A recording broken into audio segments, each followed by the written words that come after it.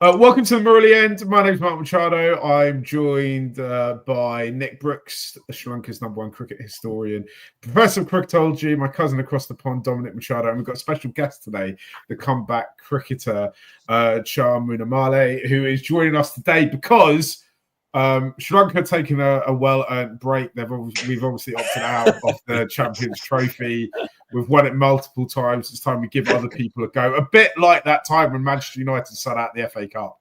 So to kind of spice things up a little bit, to do something a little bit different, this last week we decided, I did it over the course of a few days, as did Dom as well, to ask various online AIs, only the free ones, for Sri Lanka's greatest ever Test 11. And we looked at 3 in particular, and we got 3 different sets of teams. And we thought we'd kind of gather together and discuss them all. If you're watching on YouTube, we are live on YouTube on the Cricket Smash page. Firstly, do hit subscribe. And secondly, leave us your comments. Tell us what you think. We asked ChatGPT, Gemini, which is the kind of Google one, which I just have on my phone, and Grok, which is the Elon Musk owned one that's associated, connected to Twitter. And maybe we might come across some Elon Musk-esque pics in it. Guys, should we start at the openers? Pretty definitively, all 3 came up with Sanat Jayasuriya and Marvin Athapattu as the opening pair for Sri Lanka's greatest ever Test 11. Cham, as you're the new kid on the block here, I'll let you kind of give us your take to begin with and what you think about this as an opening pair, and whether or not you think there's other players who should have had a look in the air, who kind of missed out. Yeah, I mean, you can't argue with that. I mean, Sanath, his record, his innovation, of taking it to teams, even in Test cricket, there's no difference in his stroke play from ODI to Test cricket. People talk about baseball. He was the innovator. He did that in the 90s, So, yeah, no, absolutely no question. He's the number one. He's going to be facing the first ball for sure. And Marvin, he had a very inauspicious start to his career, obviously, with those Ducks, but how well he came back. I mean, just those straight drives, those drives all around the wicket. Such the most technical player we've ever had, like technically brilliant, no flaws in his technique. And his record, the double hundreds. I mean, if Marvin gets a century, that's going to be a double century. It's almost a given, wasn't it? Before Sangakkara came along. Yeah, so no arguments there. With honorable mentions, I suppose. I mean, Upul Taranga potentially gets, I don't know. In ODIs, yes, but yeah, potentially. And then, I mean, if you're going back a generation, you're talking about the Brendan Kurupus, 190, I mean, that Lord's Test. Those guys, I mean, a little bit before my time, I remember them slightly, not so much. But like Roy Dias, Brendan Kurupu, Siddharth Vettamuni, those guys, if they had the chances that, say, Sanat Marvin had, who knows where they would have ended up, I mean, yes, from an AI point of view, statistically, these 2 guys are given, but those guys as well, I think, need honorable mentions. But yeah, can't, I wouldn't disagree. Dom, do you agree with the AI picks? I do not. So the guy I'm going to put up is the newly retired man, Dimuth Karunaratne, who is, enjoying a nice vacation at this point. And I'll tell you what, I would say that you can't go wrong with Sanath and Marvin, right? They were so good for so long. They set the top of the order.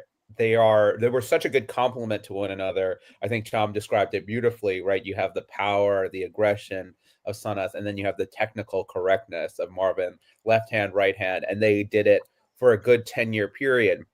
Now, there are 3 reasons why I kind of put Dimuth above them, right? So one is support, right? They batted together, Sanath and Marvin, right? Think about the amount of support that they must have had from, Sanath could go out there and play his natural game, knowing that Marvin was not going to get out cheaply. Each of them, I think they scored about 5,000. So in the 10 years between 96 and 2006, Sanath scored 5,500 runs. Marvin scored 5,100 runs. So that's a lot of support. That's a hell of a partnership, right? Demuth, if you take the last 10 years of his career, has scored about 6,000 runs. The next highest scoring opener hasn't even eclipsed 900 runs. So that support, Demuth kind of did it on his own.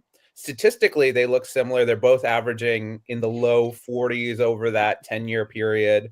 I think Demuth is one of the highest averaging openers over this decade.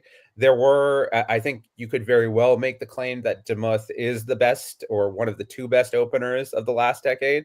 And as good as Marvin and Sanath were in that decade, I wouldn't say they were the best. I'd say Matthew Hayden pips them. You could argue Justin Langer, Virender Sehwag, Saeed Anwar. They were obviously very, very good.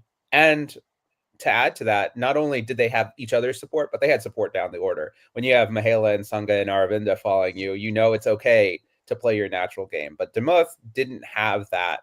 So I think I would say statistically they look really, really similar, but Demuth did it without as much support and carried the team a bit more than the other two did. I would also say that had Demuth had the support, he might have even had a more brilliant career. So for me, I would probably go Sanath and Demuth, and then you kind of have a player who's a bit more like Marvin. That's my take. But again, I'm not going to complain if you pick Marvin, because Marvin was great overseas, better than Demuth overseas, and those big hundreds. I mean, you can't argue with that. Nick, do you want to kind of bring a kind of more historical context of it? With you know, Cham mentioned the early test players, and you know, maybe they deserve a bit more of a look in here. Yeah, I think you could say, or you could certainly make an argument for someone like Anura Tenekon or an FC de Serum as a potentially all-time opener, although those guys both preferred to bat at 3, but I think both have the qualities to open. But I think you have to say really that we lack the evidence to pick someone like that just based on the fact that they weren't playing test cricket as regularly. But you can see that two ways, right? You can say that when you have less opportunities and you grab the ones that you do get with both hands, it's arguably more impressive. I'm thinking of Anura Tenekon scored tests, I think, in back-to-back centuries and back-to-back tests against India. FC de Serum had a big knock against Bradman's Australians when he was at university. But I think ultimately I would go Sanath and Marvin. I can see why Dom goes Demuth. He did a lot in an era when opening was potentially harder, when he had less support. But I think for me, it's the lack of marquee innings there. Sanath just so explosive. And you look at some of the knocks that Marvin played. I was just looking down his record: 80 against Australia in his last test at Hobart, 108 at Mohali, big 100 at Lords. So yeah, tentatively I go Sanath and Marvin. I don't think you can argue with anyone who wants to throw Demuth in there. Arguably you'd say the best in Asia. And I'll throw another name into the hat. Tilakaratne Dilshan, I think, would be another good pick. He's the guy who I'd actually picked about at 3. At 3, really? At 3, yeah. I'm saying I don't want to get too realistic on this, but Sangha can't bat 3 and keep wicket. And I'm not seeing another keeper in any of those 11s. So I think if you're going to pick Sangha as your keeper, he's got about 5 or 6. For me, I'd put Sangha in at 6 if he's got the gloves, and I'd have Dilshan 3. So if you're listening at home or in your car, wherever you're listening, then you can't see the 11s that have been picked. In all 3 of them, Sangha has been picked at number 3, and all 3 of them, all the AIs have him as a wicketkeeper as well. They've also picked Mahela at 4 and Aravinda at 5. Nick's kind of opened us up to this. If you're watching live on YouTube, do send your comments in. We've got a couple of comments. One of them says, "Congratulations, Sri Lanka." I'm not sure what Indula is congratulating us for, but we're Sri Lanka. We love the party, so we'll take it. And someone said, "Hello, guys. First viewer from Mars." I get that, because I think that's where most of the Sri Lankan team are at the moment on tour. Just the first cricket tour to Mars. But let's get into this. Cham, who's your number 3? Are you sticking with Sangha, or you going to mix it up like Nick's trying to mix it? No, Sangha all the way. I think that's his preferred position, isn't it? Number 3. So yeah, I get Nick's point about Sangha not being able to keep if he's at number 3, but he did for a while until Prasanna Jayawardene came along and relieved him, of the gloves, and he played purely as a batsman. But I think you have to play Sangha as the best batsman, statistically in that team. So you have to kind of play him in his preferred position. I think he'd prefer number 3. So I'm sticking with that.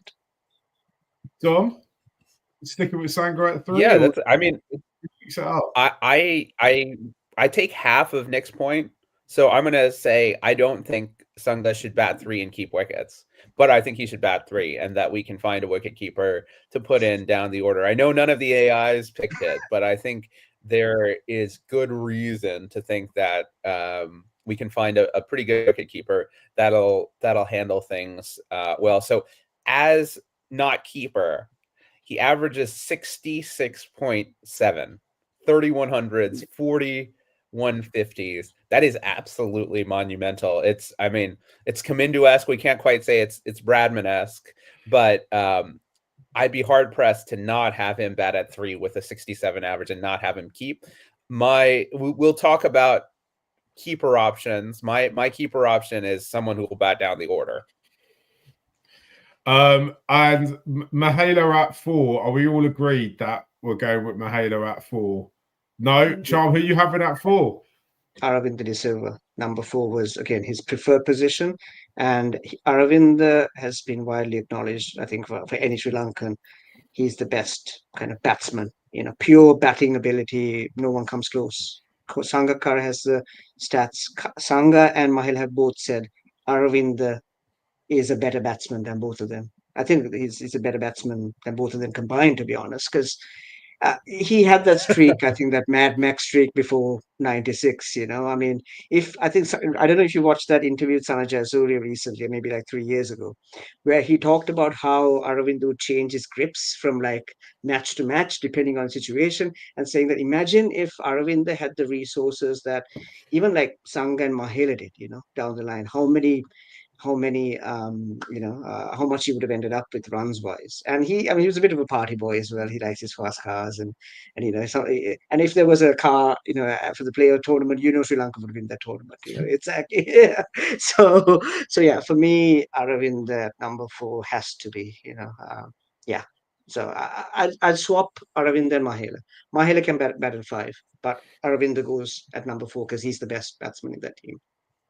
I think Aravinda is like, and the further we get from his retirement, which obviously increases every minute, yeah, the more the kind of myth and legend often grows. And I was in Sri Lanka for his last test, and they basically set up a test match against Bangladesh, and I can't remember at what stage of the he came into bat, but it was kind of pretty early on, I think just before lunch of the first day, and he basically, if my memory serves, he batted for like 3 days and scored like a double century, and everyone's just like going, he could still just keep doing this for another 5 or 6 years.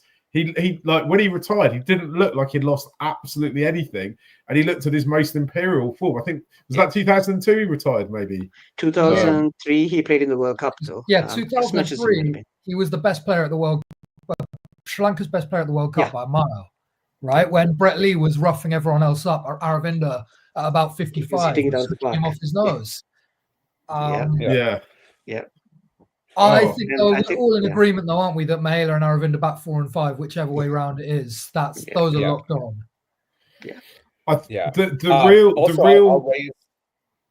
was going to say I'll raise another point related to this.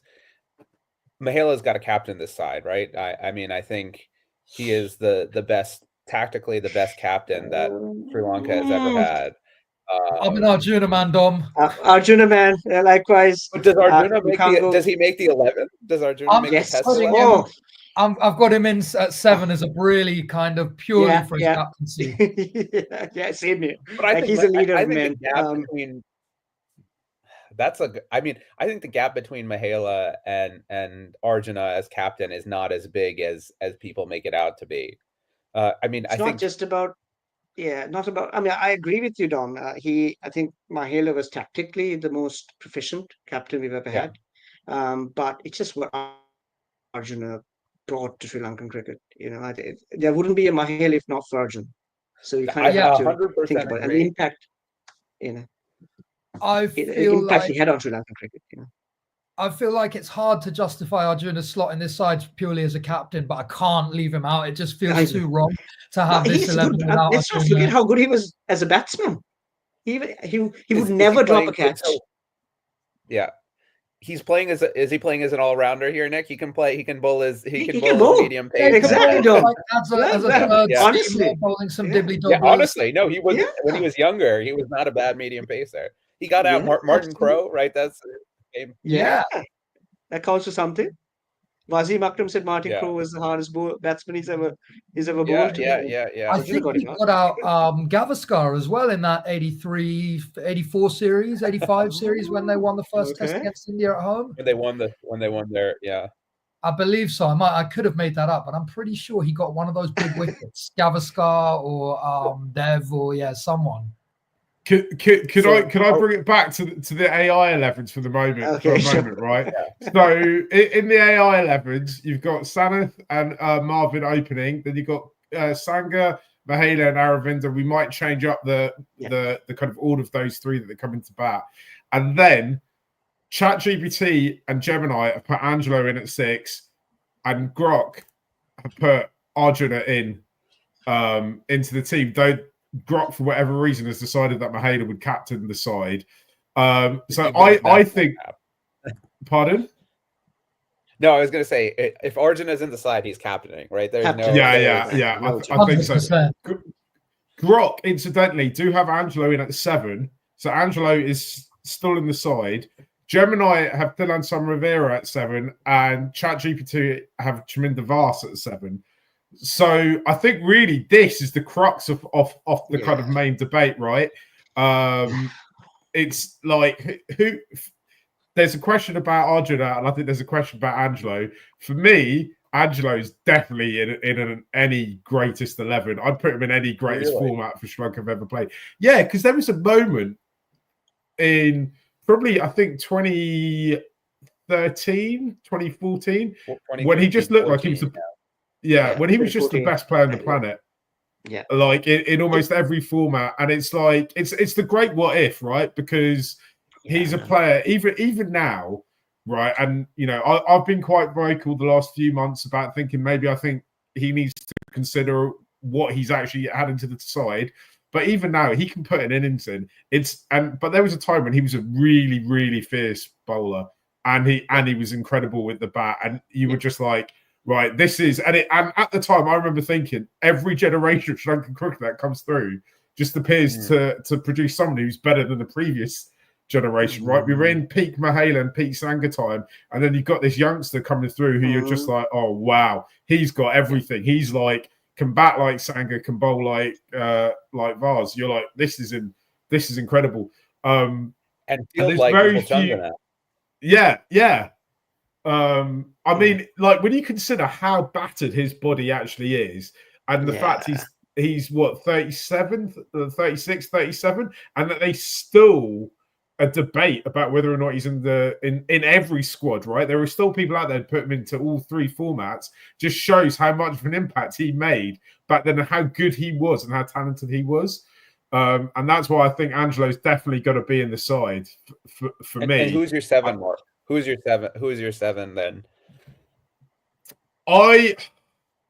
You see, I just think that what's above that first 6 in batting terms, I think you could probably want to pick an extra to bowler, or somebody can kind of offer something with the ball.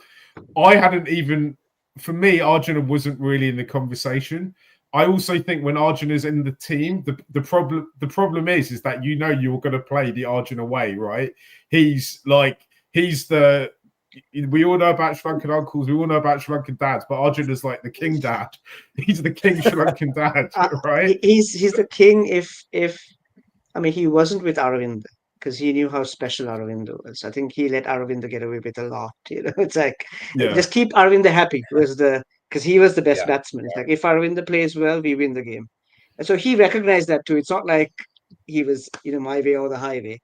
He played the game well, and he made sure that people who needed to be kept in check were kept in check, and who didn't question his authority. And that worked for us then, because I think we needed that as a country, as a team. I think we needed that discipline, that sort of iron fist at the time. But obviously, it evolved with Kumar and Sangha changing that a little bit and making it a little bit more flexible and getting youngsters more involved in their opinions and making it more cohesive. But yeah, I wouldn't say he was like that all the time. But I think he knew how to manipulate and get the best out of people. I'm not saying his politics are similar, but it is quite funny that it was Elon Musk. Let's just keep politics aside. That put him into the 11. So for that extra spot, I think I'm quite open. This is where I think maybe Dilshan might be able to do a job here, because he's a man for kind of every condition, he could bat lower down the order. Do you want to look at having a wicketkeeper batter here? Do you want to take the pressure off Sangha? He doesn't have to face every single ball off a test match that way. That's why I just think that maybe we don't look. It's always much of a muchness, isn't it? It's deciding whether you want a Ferrari or Lamborghini at this point. But I would probably at this point have Dilshan in. I've seen him keep wicket as well. I don't know if he can keep wicket in a test match, but I think maybe put Dilshan in for 7 for me here. And anyone else you guys want to throw out? Do you want to talk about Tilan Rivera? I got 2 different at 6 and 7. I have 2 completely different guys. So I have Tilan Rivera at 6, because I think talking about guys who can play big innings, play long innings, he is your man. Tough as nails, totally unheralded. Average 48 exactly. Can bowl a little bit. 2 centuries in South Africa. For an Asian batsman, that is unheard of, right? He could grind it out. He knew how to bat with Mahela and Sangha. Totally selfless. He's the type of guy who would just dig in and score runs. And what he went through in 2009 during the attacks in Lahore, and then coming back and having career years after that.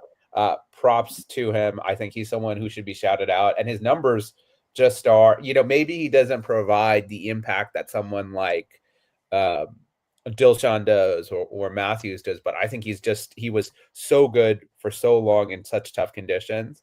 And then we talked about best in the world. For my money, I think you make sure that Sangha doesn't have to keep the gloves, and you let Prasanna Jayawardene bat at 7 and take the gloves, because he was really best in the world. And this team is going to have Murali in it. You need someone who's going to be ready to keep to Murali for 60 overs over, and be prepared for that. And he was so good at that. He was lightning fast, and his batting got better over time. Yeah, and he could bat. So for me, 6 and 7 are Tilan Rivera and Prasanna Jayawardene. I hear, Mark, your argument. If you're getting prime Angelo, that maybe changes things. It depends if we're looking at whole careers or we're looking at when they were at their absolute peak. Absolute peak. I think we've got to consider it.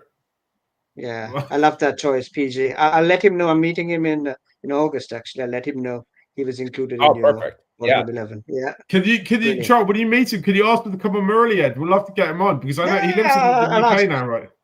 I think he's. I met him when he was playing at Woodall Spa. That's his club, where he plays up north. So I was playing there the day before he did, and I bumped into him and I had a nice chat. Lovely guy as well. Very humble. That's amazing. Yeah, I'll let him know. He'll be stoked about that, actually. Yeah. Right. Anyone else want to throw a name in to the kind of 6-7 debate? I'd throw a name in. I don't think he quite makes it, but I think someone whose name should be in the mix is Hashan Tilakaratne.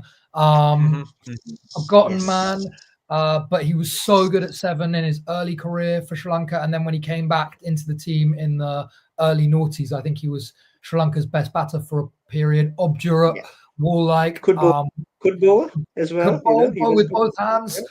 Could bat in all conditions. Would never give his wicket away. I think his name deserves to be in the mix. I think so. But I'm just going to go back to my point for Sangha at 6. If he's got the gloves, I know that everyone will say his best position is at 3, but So that 2-year period when he stopped batting at 3 and when he stopped keeping wicket, his average skyrocketed.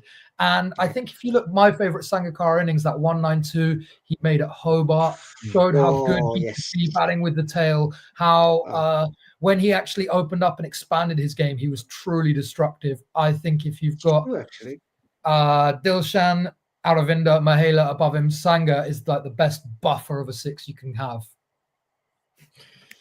The other guy I'll throw in there again, Dinesh Chandimal, especially again if you want a wicketkeeper batter who can bat a little bit more than PJ, he's another guy who's batted down the order and can score runs. I think PJ is a better pure keeper, and you have plenty of runs up at the top, but he's another guy you might consider. Guys, if you're watching, I can see there is people watching. Leave your comments. Tell us who you'd have in your 11 as well. What is your greatest Sri Lanka Test 11?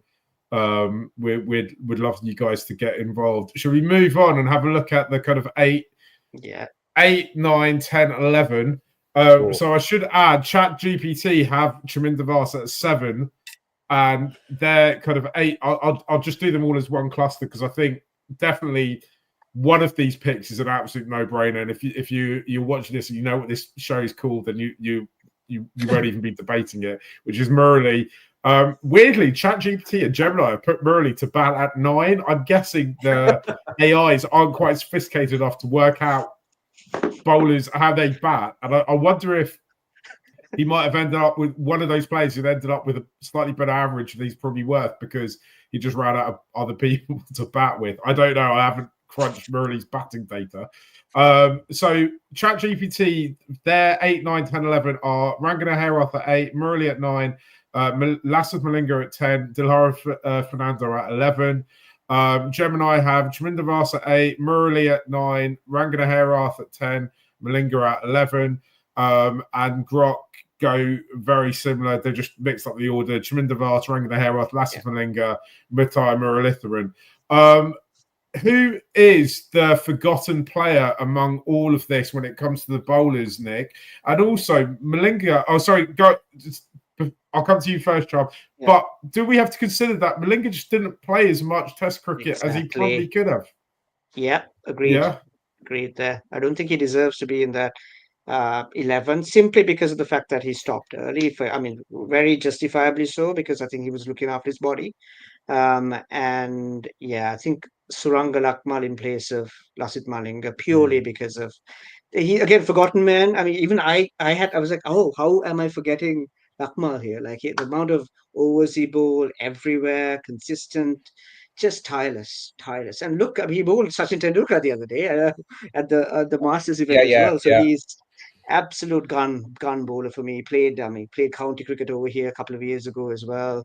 Just did the business for us and captained us in the West Indies, and he won a series for us. We forget that. So I think Suranga Lakmal deserves a place there. It's quite telling that when Mickey Arthur left the Sri Lanka job and got a job in Derbyshire, the only Sri Lanka player he took over was Lakmal, right? Exactly.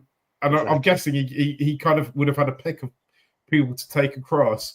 Who else do we need to look at in this? I think the other 3 places, kind of Murali, obviously, no-brainer. I think Rangana Herath is a no-brainer. I think Herath's legacy and he'd be a much more talked about player if Murali just didn't exist. A, he would have got more wickets because he would have bowled more, and B, I mean, he's it's kind of like Michael Jordan and Scottie Pippen, isn't it? Like in terms of comparisons. And then Chaminda Vas. I mean, just 3 players who you just think could be would happily at any point in their careers have got into every single World 11 in the world at that moment.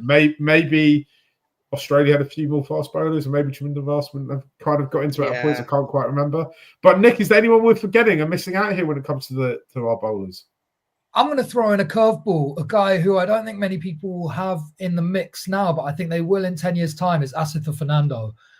He's averaging 27 in Test cricket, bowling Yes. in most of his tests in the hardest place to do it. He's a brilliant bowler in Asian conditions. He's got the bouncer, he's got the Yorker, he's got the reverse swing, he's got the wrist position that Akib Javed talked about. Yeah. He can bowl good pace. He's tireless. I think Asita Fernando has a good shout to be the second seamer in this side. I'd probably pick Malinga for how explosive he was. But if we're going to talk about Malinga, I think we've got to talk about Ajanta Mendes, right? The Ajanta Mendes of 2008, who arguably bowled Murali in that India series. I mean, look, longevity aside, he came in and lit things up like a meteor. So I think, if you're going to talk Malinga, Ajanta Mendes has to come into this conversation too, because for a brief period, he was unplayable. Yeah, so I was going to say, I feel like we should have a non-subcontinent side and a subcontinent side, because I think they look very different. For me, in the non-subcontinent side, you have Murali and no other spinner, because he was the one guy who could take wickets everywhere in the world. It didn't matter if it was a green pitch or whatever. He generated his records in England, his records in South Africa. He was a match winner no matter and he'll where bowl he played. the So two bowler spells in one, right? So one spinner, that's enough. Well, yeah, exactly. And think about how helpful it is for and so I don't think that there's a need for another spinner there. And so then I agree, Voss is one of your seamers, and I'd go Luckmal, because I think the back end of his career he was such a good, accurate pacer. You could count on him to take top order wickets, and he was so good in England, in West Indies, in South Africa. Like in those wins in foreign conditions, he bowled so well. Even in New Zealand, he was excellent. I can't think of a place. I remember when he rocked India's top order in that test match where I forget where it was, but it's the first test match of that series. He just ripped through that top order with an amazing spell of swing bowling. He could move it in and away. And then the third spot, like I would say for me, it's Luckmal over Asita at this point, but I think Asita could break in. And then the third spot, you want that difference maker. So I think there Malinga or Lahiri Kumara would be my two guys who are they're the point of difference, where they come in, they can bowl fast. They don't have to bowl for a long period of time, and they just are at you. And can you imagine you're dealing with that, and then on the other end, you're facing Murali. So that's kind of my pace. My outside of Sri Lanka. Inside of Sri Lanka, I actually am with Nick, and I think I'd go Mendes over Herath because they played Mendes with Murali. They very rarely played Herath with Murali. And I would probably, if we're talking about best performance, Mendes, when he burst onto the scene, was just unplayable. I mean, those are the best players to spin of the generation, and he had them totally bamboozled. And again, it's maybe you go with a 3-spinner attack, you go with Voss, and then you go with Murali, Herath, and Mendes. But I think it's very hard to leave him out, just like based on how good he was against the best in the world. Yeah, exactly. Yeah. See, I just think Herath his record is so good that there's just no debate. And also Mendes was very good for a very short period of time. I mean, I'm not again. I'm not don't want to take anything away from anyone, but Herath was so good, and he did it kind of in the back end of his career as well. I generally actually think if you turned up in England with peak Herath and peak Murali, and even though people are going, "Oh, it's a green top, what are you doing? Why are you playing 2 spinners?" I just think they're such two wily bowlers that they still they'd still keep you in matches, right? Knowing us, even with this fantastic lineup, we'd still have a back collapse, and nothing's assured. But I just think those two are just such. You can see from the work Herath's done as a coach as well, right? Everywhere he's gone, he's been successful working with teams. I mean, hopefully at some point, PL decides to step down, and maybe Herath could do a job for the Sri Lanka side. I don't know. We can only dream and wish. I wanted to throw this out there. We've all, obviously, because I think you can all tell, we only started really watching, everyone here probably started watching cricket from the kind of early to mid-90s. Is there anyone from kind of the era before that, and Nick, I'm looking at you here because you're the historian, that we need to really have a look at and think maybe they need to be in this 11 from a bowling perspective? Oh, from a bowling perspective, Oh. I think it's hard from a bowling perspective. You talk about, I guess, the best spinner pre-Murali probably as being Ajit De Silva, left-arm spinner who had a lot of flight and guile. In terms of seam bowlers, I don't think there's a name. Umesh Ratnayake potentially. Ramesh Umesh Ratnayake, Ratnayake, perhaps. Yeah, Asante he's the one.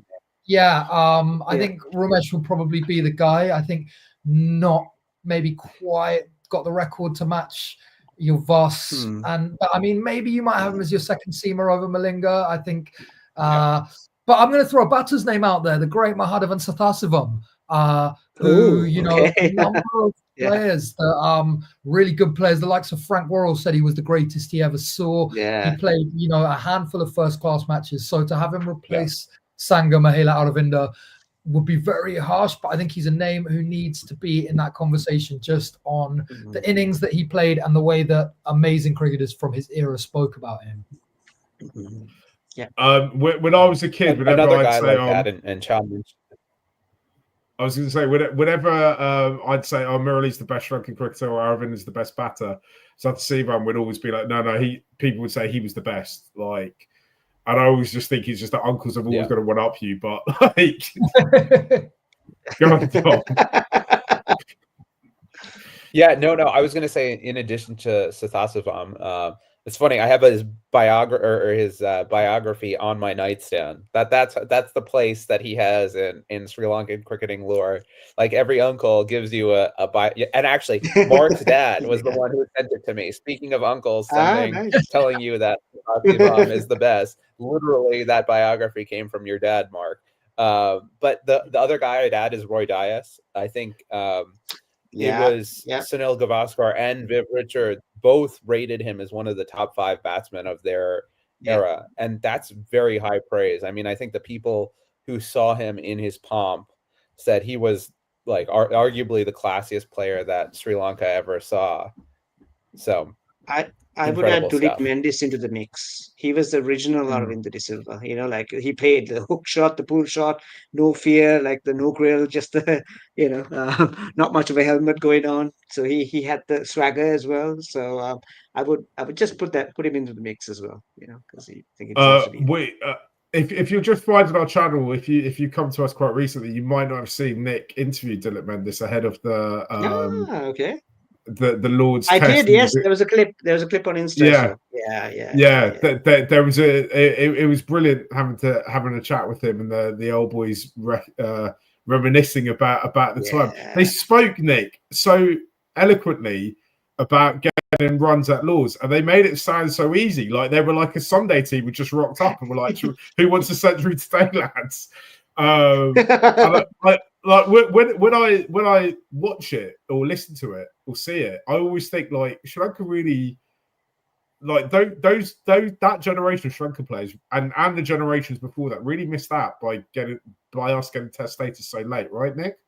Yeah, totally. I think Dilip and Roy were both already 30 by the time Test status came around, and their Test averages are both in the low 30s, which I think don't reflect at all the caliber of players that they were. Speaking of high praise for Roy Dias, in Aravinda's autobiography, he talks about how good a player Roy was, and he said that it was so to the extent that when Roy Dias got out early, everyone else was just like, oh, well, we might as well not bother trying, because if he can't do it, then none of us are going to get runs. But yeah, Roy and Dilip, I think both deserve to be in this conversation. Roy, a very elegant player, I guess the kind of predecessor to Mahela, and Dilip just smoked the crap out the ball. As Cham said, very Aravinda-esque, 5'0", could hook it an absolute mile, was totally fearless. And I think, people talk about Arjuna as being the kind of father of modern Sri Lanka, but I think that a lot of the stuff that Arjuna did, Dilip was kind of doing before, albeit when the team was less successful. So yeah, I'd like both of those names to be definitely in the mix, if not quite in that final 11.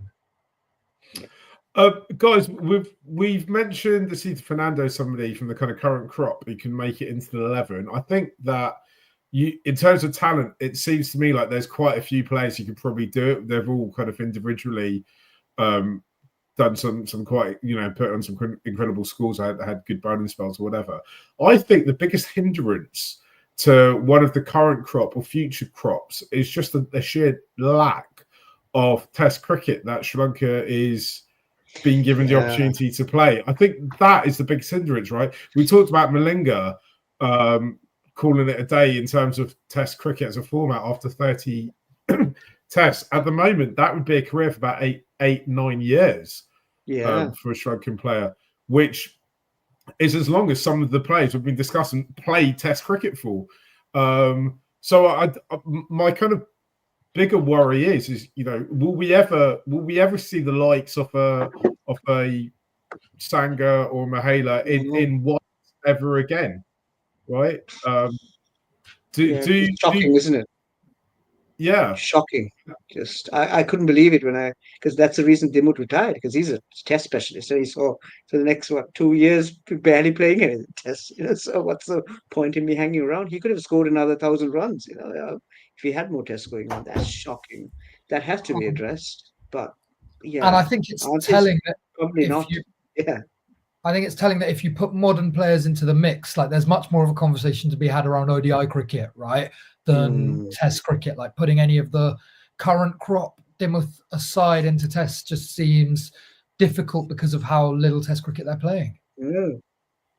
It's and I remember talking about this with a number of English journalists during the Test series last year, and I was like, the current crop of Sri Lankan cricketers, professional cricketers, the best cricketers have got even if they wanted to play Test cricket at this point, they're being pushed into playing T20 cricket, right? Because of the sheer finances of it. And that and some when you have that discussion, it kind of feels like it's a bit of a dirty thing to talk about because Sri Lankans don't talk about money. But the important thing to note is that this is not because Sri Lanka is a place that just doesn't have as much money as other parts of the world. This is a conversation that's happening around the globe. It's absolutely bizarre to me that someone like Joe Root or Harry Brook plays as much Test cricket, or definitely Joe Root at this stage of his career, that he plays as much Test cricket as he does. He doesn't play as much T20 cricket, just because the riches of playing T20 cricket now are so vast compared to playing Test cricket that you just like. I just don't think you can leave that much money on the table. Maybe it's different for me because I've perpetually been poor my whole life, so I don't know what it would be like to have the decision to take a different path to earn slightly. It's not even slightly less. It's such a huge amount of money, though. Playing Test cricket is still a lucrative thing. But I think in it though, and we might have talked about this previously. I think for Sri Lanka there is a kind of when the dust starts to settle on it and Test cricket starts to really go off in a different direction to T20 cricket, which we're starting to see happen a little bit now. I think in the long term, Sri Lanka could prosper from it because Sri Lanka produces so many top quality players that it can simultaneously run a really good white ball team and a really good red ball team. Yeah. And you can kind of see it with the way it's balancing out with the bowlers, right? So almost in every format now, in all three formats, we've got a different bowling unit that is like can, in theory at least, go and get wickets and go and get do bits against the bigger teams, unless of course it's Usman Khawaja and Steve Smith at Gaul, where there's nothing we can do. We just got to let them take the runs.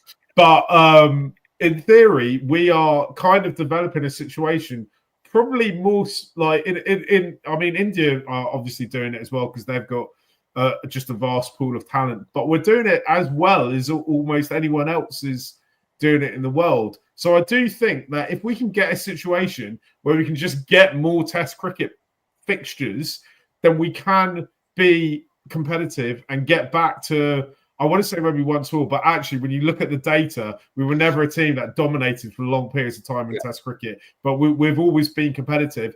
I think we are competitive at the moment, but we can become a little bit more competitive in the future. What do you think, Dom? Yeah, I think it's a good question, and I think we debated a little bit the how many 3 format cricketers we should have, and I think it's a tough decision for players to make to say, I'm not going to play Test cricket. Certain players, right, who are in the Test squad. But at what point do you make that decision? How do you make that decision? We talked about Malinga kind of saying after 30 tests, okay, my knees, my back will go if I continue to do this. So how do we make that informed decision? It's, it's likely that we'll never see someone like Matisha Patirana play Test cricket, even though that would be an amazing thing to see. We just have to kind of be smart about it. I think SLC is kind of invested in long format cricket from top to bottom. All the big matches coming up are 3-day matches. I saw some guy scored a 300 in one of the big matches. I forget his name at the moment, but that was Nishan Madushka's brother, wasn't it? Brother, yes, Nishan Madushka's brother. That's right. That's who it was. Yeah, Nishan Madushka's brother scored a triple century, right? So there's that investment, and I think that's important to see. And I think there'll be players who come up. It's just about finding the right point in the sort of talent development process to decide, when and where they go, what their skill set is, and making it viable, as you said, making it financially viable. It doesn't have to be the same level of viability, but making it such that players are going to choose to play red ball cricket as opposed to white ball cricket.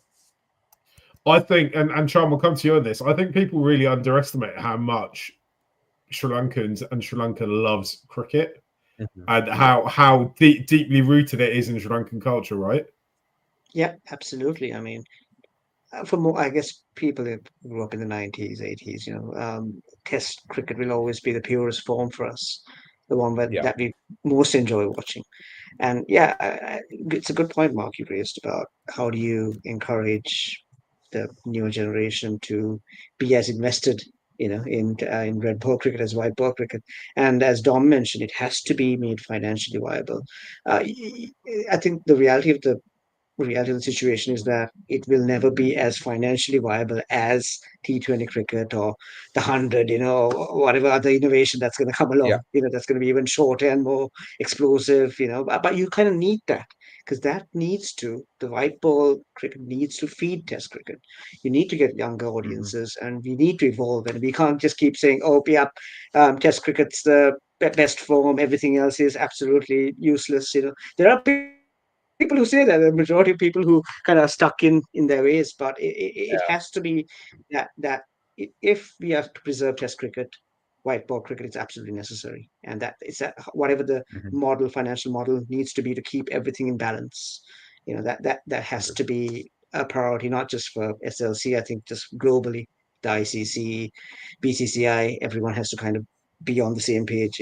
If you're going to make that go forward, Guys, let's wrap this up. Before we do that, let's quickly answer this question that's come in from Rare Clips, who said SL is the only nation to be not involved in 4 or 5 match Test series. Any reason? Well, Rare Clips, it's not it's not for one of us not wanting to play it.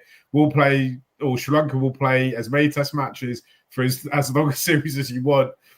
It's always the opposition. There's no money to play in Sri Lanka. It's difficult to make it work financially. That's essentially the short of it. There's a much deeper conversation to be had around it. Tim Wigmore had a piece in the Telegraph today where he talks about apparently ECB are going to invite other teams other than India and Australia to play 5-match Test series. Hopefully Sri Lanka might be one of them. We'd love that because I'd love a 30 days of Test cricket situation where I get to spend 5 of those in Durham and in Cardiff and all the other great stadia around the country. Guys, this has been the Murali end. Thanks for watching. Thanks for listening. Leave your comments underneath. We'll come back to this. We'll stay involved. Follow us across social media. Cham has joined us today. He's the comeback cricketer on Instagram and on YouTube. Follow his channels. Follow his pages. It's great. Great stuff. Hopefully we'll be doing more stuff for them, getting a bit more involved as well. Thanks for watching. Thanks for listening. We'll be in the Murali end. Good night.